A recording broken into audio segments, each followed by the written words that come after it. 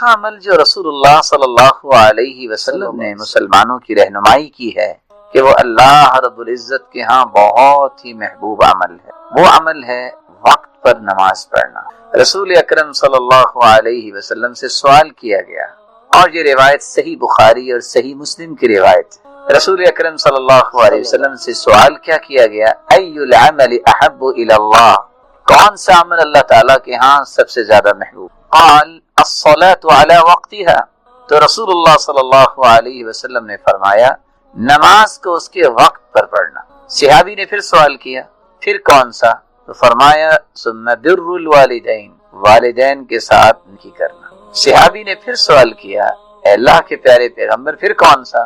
قال الجہاد فی سبیل اللہ، اللہ کی راہ میں دین کو سر بلند کرنے کے لیے کوشش کرنا، جہاد کرنا۔ الصلاۃ علی وقتها، نماز کو اس کے وقت پہ پڑھنا۔ نماز ارکان اسلام میں سے دوسرا ایک مہم رکن ہے، بلکہ اگر آپ یہ کہنا چاہیں تو یہ مبالغہ نہیں ہوگا کہ نماز تمام ارکان سے توحید کے بعد سب سے اہم رکن ہے۔ اور اس کی وجہ کیا ہے؟ توحید کو قبول کر لینے کے بعد، اللہ تعالیٰ کی وحدانیت کو تسلیم کر لینے کے بعد، اللہ رب العزت کو اپنی ذات اور صفات میں یکتا ماننے کے بعد نماز سے بڑھ کے کوئی رکن نہیں، کیونکہ زکوٰۃ اس شخص پہ فرض ہوتی ہے جس کے پاس اتنا مال ہو جو زکوٰۃ کے نصاب کو پہنچتا ہے، اور پھر اس پہ سال گزر جائے تب زکوٰۃ ہوگی۔ اگر ایک انسان کے پاس مال ہے ہی نہیں تو زکوٰۃ اگرچہ رکن ہے لیکن اس کی حد تک ساقط ہو جائے۔ روزہ اگرچہ اسلام کا رکن ہے لیکن ایک انسان بوڑھا ہے، اس کے اندر طاقت ہی نہیں ہے کہ وہ روزہ نبھا سکے، تو اس شخص کے حق میں روزہ ساقط ہو جائے۔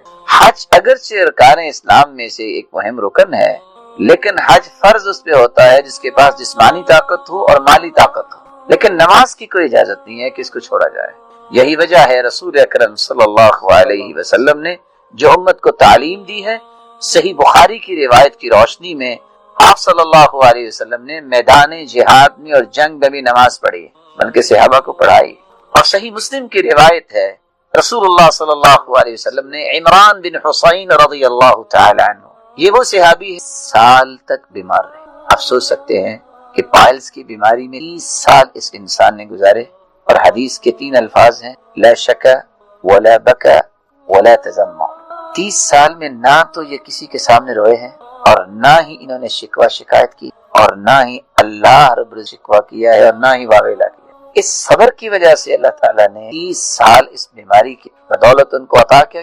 جب وہ سحری کے وقت تہجد پڑھا کرتے تھے تو فرشتے ان کے ساتھ مسافر کی۔ رسول اکرم صلی اللہ علیہ وسلم نے ان سے یہ کہا تھا صلی قائم، میرے صحابی کھڑے ہو کے نماز پڑھو، فَإِن لَمْ تَسْتَطِعْ فَقَاعِدًا، اگر تم کھڑے ہو کے نماز نہیں پڑھ سکتے تو تم بیٹھ کے نماز پڑھو، فَإِن لَمْ تَسْتَطِعْ فَعَلَى جَنْبٍ، اگر تم بیٹھ کے بھی نماز نہیں پڑھ سکتے تو پھر تم کروٹ کے بل ہو کے نماز پڑھو۔ اور دوسری روایت کے الفاظ ہیں فَأَوْمِئِ مَاءً، اگر اتنی بھی طاقت نہیں تو تم جس حالت میں ہو تم اشارے سے نماز پڑھ لو گے، اجر تمہیں پورا ہی ملے، چھوڑنے کسی صورت کی اجازت نہیں۔ تو میں عرض یہ کر رہا تھا کہ اللہ کے ہاں پسندیدہ عمل وقت پہ نماز پڑھ، اور نماز ارکان اسلام میں سے توحید کے بعد سب سے اہم رکن ہے۔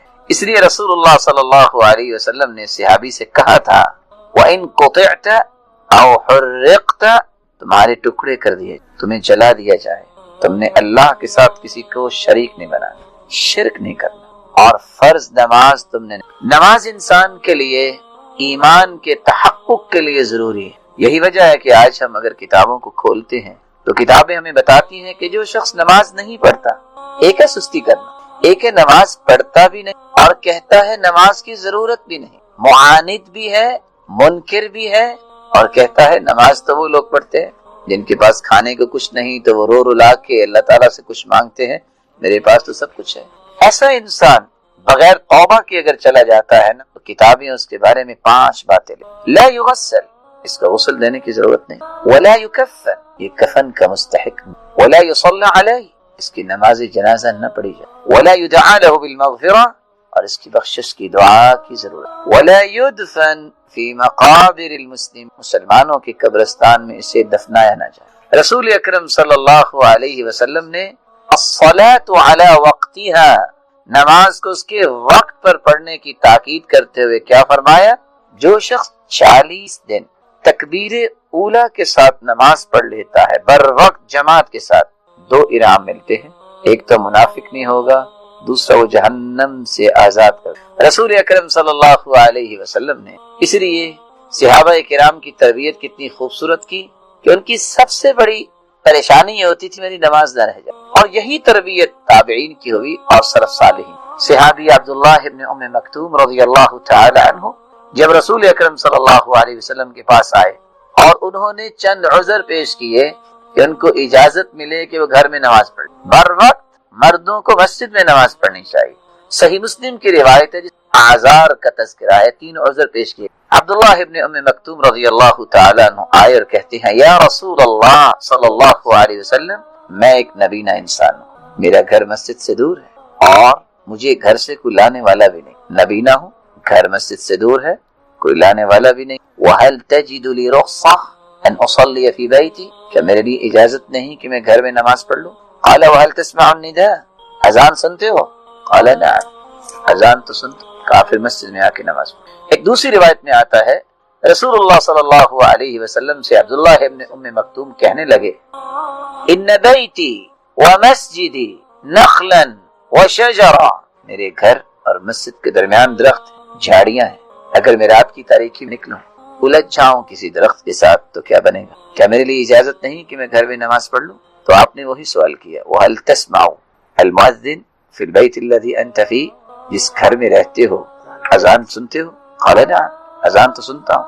کہا مسجد میں آ کے نماز۔ ایک تیسری روایت میں 5واں عذر ہے ان المدینة کثیرۃ العوام والسباع، یا رسول اللہ صلی اللہ علیہ وسلم مدینے کے اندر جانور بھی ہیں اور درندے بھی رہتے ہیں، میں نبینہ انسان ہوں، اگر میں نکلوں کوئی جانور اپنا ذوق پورا کر لے، کوئی درندہ اپنا شوق پورا کر لے تو میں کیا کروں گا؟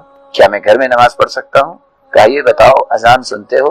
کہا جی ہاں۔ کہا پھر مسجد میں۔ چھٹا عذر لے کے چوتھی روایت کے الفاظ ہے پھر آگے رسول اللہ صلی اللہ علیہ وسلم کے پاس آ کے کہنے لگے یا رسول اللہ صلی اللہ علیہ وسلم انا کما ترانی، آپ مجھے دیکھ رہے ہیں، قد ذهب بصری وجبر سنی ورق عظمی، میری آنکھوں کی روشنی جا چکی ہے، نابینا ہو چکا، بوڑھا بھی ہو چکا ہوں، اب تو میری ہڈیاں بھی باریک ہو گئی، میرے لیے اجازت نہیں کہ میں گھر میں نماز پڑھ لوں؟ آپ نے سوال کیا وَهَلْ تَسْمَعُ حَيَّ عَلَى الصَّلَاةِ حَيَّ عَلَى الْفَلَاحِ، یہ بتاؤ کہ تمہارے کانوں تک یہ آواز پہنچتی ہے آؤ نماز کی طرف، آؤ کامیابی کی طرف؟ قال نعم، یہ آواز تو پہنچتی ہے۔ کہا پھر مسجد میں آ کے نماز پڑھ۔ رسول اکرم صلی اللہ علیہ وسلم کا فرمان معظم ہے من صلی الفجر فی جماعہ فہو فی ذمۃ اللہ، جو فجر کی نماز باجماعت ادا کر لیتا ہے تو وہ اللہ کی ضمانت اور امانت میں چلا جاتا ہے۔ فلا تغفر ذمۃ اللہ، اس لیے اللہ کی ضمانت کو توڑا نہ کرو۔ اور اللہ کیسے ضمانت نہ دیں ایسے انسان کی جو متقی ہے؟ خود قرآن مجید نے اس بات کی نشاندہی کی ہے، یہ قرآن مجید نوشتہ ہدایت ہے، لیکن ہدایت دیتا کس کو ہے؟ جو متقی لوگ ہیں۔ اور متقین کی صفات کیا ہے؟ اس آیت کے اندر 3 صفات بیان ہوئی جن کا اللہ پہ ایمان ہوتا ہے، اور پھر اس ایمان کی دلیل کیسے دیتے ہیں؟ نماز کو قائم کر اور اللہ کا دیا ہوا اللہ کی راہ میں خرچ کر۔ اور دوسری جگہ اللہ رب العزت نے فرمایا وَأَقِيمُوا الصَّلَاةَ وَلَا تَكُونُوا مِنَ الْمُشْرِكِينَ، نماز کو قائم کرو اور مشرکوں میں سے نہ ہو جاؤ، کیونکہ مشرک نماز نہیں۔ رسول اکرم صلی اللہ علیہ وسلم نے اسی لیے تو حکم دیا تھا کہ صبح اور عشاء کی نماز کا خیال کیا کرو، اسی لیے تو بتایا تھا کہ صبح اور عشاء کی نماز میں عموماً لوگ پیچھے رہ جاتے ہیں، اور یہ منافق کی نشانی بیان کی۔ تو رسول اکرم صلی اللہ علیہ وسلم نے اس حدیث کے اندر فرمایا الصلاۃ علی وقتہا، وقت پر نماز پڑھنا یہ اللہ کے ہاں بہت پسندیدہ عمل ہے۔ کیسے ہی وہ کمال کے لوگ تھے سیدنا سعید بن مسیب رحمہ اللہ تعالی، وہ کہا کرتے تھے لوگوں 50 سال ہو گئے، مؤذن اذان بعد میں کہتا ہے، میں پہلی صف میں پہلے بیٹھا ہوتا ہوں۔ وہ اعمش کیسا انسان تھا جو کہا کرتے تھے 70 سال ہو گئے آج تک میری نماز میں تکبیر اولا فوت نہیں۔ رسول اکرم صلی اللہ علیہ وسلم نے اسی لیے صحابہ کرام کو یہ چوتھا عمل بیان کیا، اگر آپ نماز کو وقت پہ پڑھ لیں تو آپ کے تمام کام میں روشنی آ جائے گی۔ اس لیے عمر رضی اللہ تعالیٰ عنہ جب گورنرز کی میٹنگ کرتے تو پہلے حالات نہیں پوچھتے تھے، سب سے پہلی بات یہ کہتے ان اہم امورکم عندی الصلاۃ، سب سے مہم کام میرے نزدیک نماز کا ہے، فمن حفظها وحافظ عليها فقد حفظ دینہ ومن ضيعها فهو لما سواه اضيع، جس نے نماز کو میں سب سے زیادہ، نماز میرے نزدیک سب سے مہم کام ہے، جس نے نماز کی حفاظت کی اور اسے بر وقت ادا کیا، اس نے صرف نماز کی حفاظت کی، پورے دین کی حفاظت کر، اور جس نے نماز کو ضائع کر دیا دنیا کے کسی کام میں بھی اچھا عمل پیش نہیں۔ اس لیے الصلاۃ علی وقتہا، اس عمل کے بارے میں انسان کو سوچ بنانی چاہیے، پلاننگ کرنا چاہیے، اور خصوصاً آج کل کے اس پرفتن دور میں رات کو لیٹ سونا، پرواہی نہ کرنا، صبح کی نماز جاتی ہے تو چلی جائے، ظہر کے بعد سو جانا، عصر کی نماز جاتی ہے تو چلی جائے۔ رسول اکرم صلی اللہ علیہ وسلم کا فرمان، اور یہ صحیح بخاری کی روایت، یتعاقبون فیکم ملائکۃ باللیل وملائکۃ بالنہار، صبح کے وقت بھی فرشتے آتے ہیں اور عصر کے وقت بھی، ڈیوٹیاں چینج ہوتی ہیں۔ اللہ رب العزت کو پتا ہے، اللہ رب العزت نے ہی ان کو بھجوایا ہے، اور پوچھتے ہیں اللہ رب العزت من این اقبل، تم کہاں سے آئے ہو اور کیا کر رہے تھے میرے بندے؟ فرشتے جواب دیتے اتیناہم وہم یصلون وترکناہم وہم یصلون، جب ہم ان کے پاس گئے تو تب بھی وہ نماز پڑھ رہے تھے، جب ہم چھوڑ کے آئے ہیں تو تب بھی نماز پڑھ رہے تھے۔ اس لیے قرآن مجید میں اللہ رب العزت فرماتے ہیں حافظوا علی الصلوات والصلاة الوسطی وقوموا للہ قانتین، صلاۃ الوسطی، عصر کی نماز کی حفاظت۔ یہاں ڈیوٹیاں بھی چینج ہوتی ہیں، اور پھر رسول اللہ صلی اللہ علیہ وسلم نے فرمایا کہ میں نے دیکھا ایک شخص بیٹھا ہے اور ایک فرشتے نے پتھر اٹھایا ہے، اور یہ صحیح بخاری کی روایت، اور اس کے سر پہ پتھر مارتا ہے فَيَسْلَغُ رَأْسَهُ، اس کے سر کو کچل دیتا ہے۔ میں نے پوچھا یہ کون سا شخص ہے جس کو یہ سزا دی جا رہی ہے؟ جواب ملا الذي يأخذ القرآن ويرفضه وينام عن الصلاة المكتوبة، یہ وہ شخص ہے جس نے قرآن کو تو لیا پھر قرآن کا انکار اس طرح کیا، فرض نماز ہو رہی ہوتی اور یہ سو رہا۔ السفر قطعۃ من عذاب اللہ، سفر اللہ کے عذاب کا ٹکڑا ہے، اس لیے فرمایا جب کوئی سفر کرے فَلْيُعَجِّلِ الرُّجُوعَ إِلَىٰ أَهْلِهِ، جب اس کا کام مکمل ہو جائے تو فوراً پلٹ کے اپنے گھر آئے۔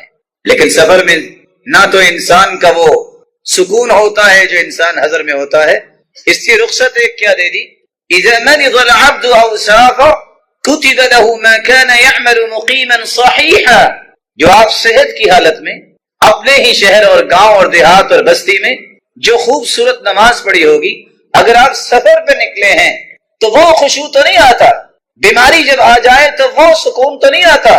اللہ عز و جلال کے پیغمبر نے فرمایا، صحیح بخاری کی روایت ہے، بیماری کی حالت میں، یہ سفر کی حالت میں جو نماز پڑھتا ہے انسان، اللہ فرشتوں سے کہتے ہیں یا ملائکتی انا قیدت عبدی بقید من قیودی، میں نے اپنے بندے کو کڑیاں لگائی ہے بیماری کی، اس کی نماز وہ لکھو۔ اب تو بیمار ہے، بیٹھ کے پڑھ رہا ہے، لیٹ کے پڑھ رہا ہے، لیکن نماز اس کی وہ لکھو جس نے صحت کی حالت میں خوبصورت پڑھی تھی، اجر تو نہیں لکھنا۔ سفر میں بھی ایسے ہی ہے، آپ صبح کی نماز میں 60 سے 100 آیتیں پڑھا کرتے، لیکن جب سفر میں تھے اللہ کے رسول نے سورۃ الاخلاص پڑھی، رخصت دے دی اور اپنے عمل سے رخصت پیش کی۔ کہاں 60 سے 100 آیتیں اور کہاں سفر میں سورۃ الاخلاص؟ تو مشقت سے بچانے کے لیے مسلمانوں کے لیے اللہ عز و جلال نے رخصتیں رکھی ہیں، ان میں ایک رخصت 5ویں یہ بھی ہے کہ آپ جب سفر پہ نکلے تو قصر کریں۔ کتنے سفر پہ نکلے تو قصر کریں؟ علماء امت کے 3 موقف ہیں۔ بعض علماء کا یہ کہنا ہے کہ اگر 4 برد سفر کرے انسان تو اسے قصر کرنی۔ یہ 4 برد کتنے ہوتے ہیں؟ ابن حبان کہتے ہیں ایک برید ہے ہوسنا 10 میلا بالہاشمی، ہاشمی اندازے کے مطابق ایک برید 12 میل کا ہوتا ہے۔ 1 میل برطانوی میل ہے، 1 میل حجازی میل ہے۔ اگر اس کو دیکھا جائے تو علماء نے احتیاطاً یہ لکھا ہے 88 میل کو سفر کرے تو تب قصر ہوگی۔ دلیل کیا ہے؟ عبداللہ ابن عباس رضی اللہ تعالی عنہ فرماتے ہیں یا اہل مکہ لا تقصروا في اقل من 4 برد وذلك من مکہ الى الطائف وعسفان، اے اہل مکہ تم 4 برد سے کم پہ قصر نہ کرنا، یہ مکہ سے طائف تک اور مکہ سے عثمان تک بنتا ہے۔ دوسرا موقف علماء کا یہ ہے کہ جس کو سفر کہیں گے، عرف عام میں جس کو سفر کہیں گے اس میں قصر کریں گے۔ کتنا سفر ہوگا اس کی کوئی لمٹ نہیں ہے۔ اسی لیے عبداللہ ابن عمر رضی اللہ تعالی عنہ فرمایا کرتے تھے انی لاسافر الساعة من النہار فاقصر، میں ایک گھڑی اگر سفر کرتا ہوں تو میں قصر کروں گا۔ اور ان کا موقف یہ تھا کہ قرآن نے یہ کہا ہے کہ تم سفر کرو تو قصر کرو، تحدید نہیں کی۔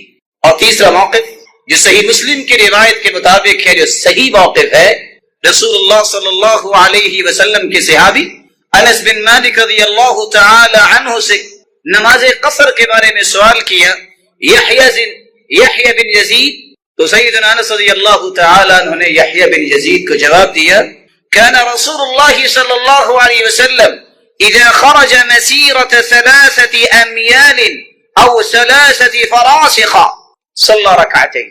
رسول اللہ صلی اللہ علیہ وسلم 3 میل یا 3 فرسخ سفر کرتے تو 2 رکعتیں پڑھتے۔ صحیح مسلم کی روایت جس میں 3 فرسخ کا تذکرہ آ گیا، احتیاطاً 1 فرسخ 3 میل کا ہوتا ہے، 3 فرسخ 9 میل کے ہوئے۔ یہ برطانوی میل نہیں، حجازی میل کا اعتبار کریں تو آج 22.5 کلومیٹر اگر کوئی سفر کرتا ہے تو وہ قصر کر سکتا۔ تو شریعت نے اجازت دے دی کہ آپ ظہر کی 10 رکعتوں کی بجائے 2 رکعتیں پڑھیں گے، فرض بھی 4 ہیں اس کو 2 پڑھیں گے، عصر کی 2 پڑھیں گے، مغرب کے صرف 3 پڑھیں گے، عشاء کی 2 رکعتیں پڑھیں گے، لیکن فجر کی سنتیں ضرور پڑھیں گے، کیونکہ رسول اللہ صلی اللہ علیہ وسلم نے فجر کی سنتیں اور وتر نہ سفر میں چھوڑا ہے نہ حضر میں چھوڑا ہے۔ جب شریعت نے یہ رخصت دی کہ آپ 22.5 کلومیٹر اور احتیاطاً 23 کلومیٹر آپ سفر کرتے ہیں تو آپ قصر کر لیں۔ یہ کتنے دن قصر کر سکتے ہیں؟ علماء امت کا موقف اس میں بھی ہے کہ کتنے دن یہ قصر کر سکتے ہیں۔ ایک موقف یہ ہے کہ رسول اللہ صلی اللہ علیہ وسلم کے صحابی عبداللہ ابن عباس فرماتے ہیں ہم 19 دن رہے اور ہم نے قصر کی۔ وَإِن زِدْنَا أَتْمَمْنَا، اگر ہم اس سے زیادہ دن رہتے تو ہم پوری نماز پڑھتے۔ اور اسی موقع کو اختیار کیا ہے امام بخاری رحمۃ اللہ علیہ نے اور دیگر علماء نے، لیکن جمہور کا موقف یہ ہے کہ آپ 4 دن تک قصر کر سکتے ہیں۔ رسول اللہ صلی اللہ علیہ وسلم نے ایک چھٹی رخصت بھی دی کہ آپ نمازوں کو جمع بھی کر سکتے ہیں۔ یہ مثال سمجھنا اس لیے ضروری ہے کہ جب اس بات کی سمجھ نہیں ہوتی تو پھر فتوے لگتے ہیں کہ دیکھا یہ فلاں نے 2 نمازیں اکٹھی پڑھ لی۔ رسول اللہ صلی اللہ علیہ وآلہ وسلم نے سفر میں نماز کو جمع کیا ہے۔ صحیح بخاری کی روایت ہے كان النبي صلى الله عليه وسلم يجمع بين المغرب والعشاء اذا جد به السير، جب سفر کی جلدی ہوتی تو آپ مغرب اور عشاء کو جمع کر کے پڑھتے، دونوں نمازیں اکٹھی پڑھتے۔ رسول اللہ صلی اللہ علیہ وسلم کا فرمان ہے، اور یہ بھی صحیح بخاری کی روایت ہے، سیدنا انس فرماتے ہیں كان رسول الله صلی اللہ علیہ وسلم اذا ارتحل قبل ان تزيغ الشمس اخر الظهر الى وقت العصر ثم نزل فجمع بينهما فإن زاغت الشمس قبل أن يرتحل صلى الظهر ثم ركب۔ آپ اگر ظہر کو سفر کرنا چاہتے اور ظہر کا وقت بھی نہیں ہوا تو آپ ظہر کو لیٹ کر لیتے، عصر کے وقت جا کے دونوں نمازیں اکٹھی پڑھتے۔ یہ صحیح بخاری کی روایت۔ معاذ رضی اللہ تعالی عنہ بیان کرتے ہیں، صحیح مسلم کی روایت ہے خرجنا مع رسول اللہ صلی اللہ علیہ وسلم فی غزوة تبوک، ہم غزوہ تبوک میں نکلے فكان يصلي الظهر والعصر جميعا والمغرب والعشاء جميعا، اللہ کے رسول صلی اللہ علیہ وسلم ظہر اور عصر کی اکٹھی نماز پڑھتے، یعنی دونوں ایک ہی وقت میں، اور مغرب اور عشاء کی اکٹھی نماز پڑھتے، نمازوں کو جمع کر لے، شریعت نے رخصت دے دی۔ ابو جحیفہ بیان کرتے ہیں، صحیح بخاری کی روایت ہے خرج رسول اللہ صلی اللہ علیہ وسلم بالہاجرہ الى البطحاء، اللہ کے رسول بطحاء کی طرف گئے فتوضأ ثم صلى الظهر ركعتين والعصر ركعتين، اور آپ نے ظہر اور عصر کی نماز کو اکٹھا کیا، 2 رکعتیں ظہر کی پڑھی اور 2 رکعتیں آپ نے عصر کی پڑھی۔ تو سفر کے اندر نمازوں کو جمع کرنے کی شریعت نے رخصت دی ہے، اور